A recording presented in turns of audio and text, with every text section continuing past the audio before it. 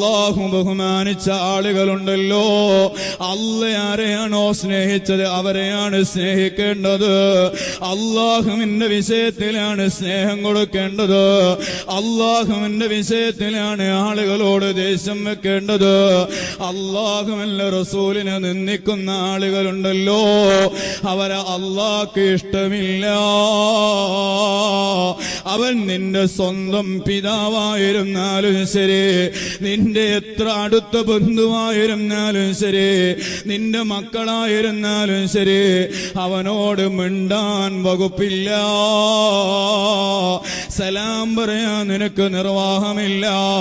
അവനോട് സമ്പർക്കം പുലർത്താൻ നിനക്ക് നിർവാഹമില്ല.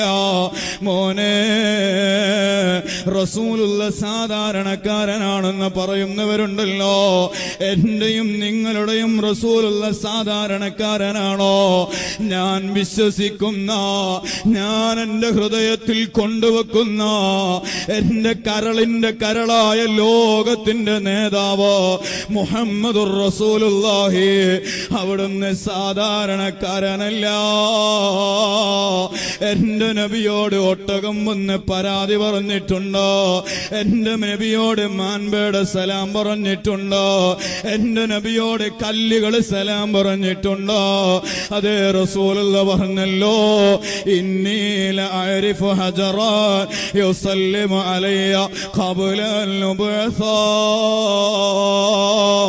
എനിക്ക് നുബുവത്ത് കിട്ടുന്നതിന്റെ 40 വർഷങ്ങൾക്ക് മുമ്പ്, അഥവാ 40ാമത്തെ വയസ്സിൽ എനിക്ക് നുബുവത്ത് കിട്ടുന്നതിന് മുമ്പ്, ഞാൻ വഴിയിലൂടെ നടന്നു പോകുമ്പോ എന്നോട് സലാം പറയുന്ന കല്ലുകളുണ്ടോ?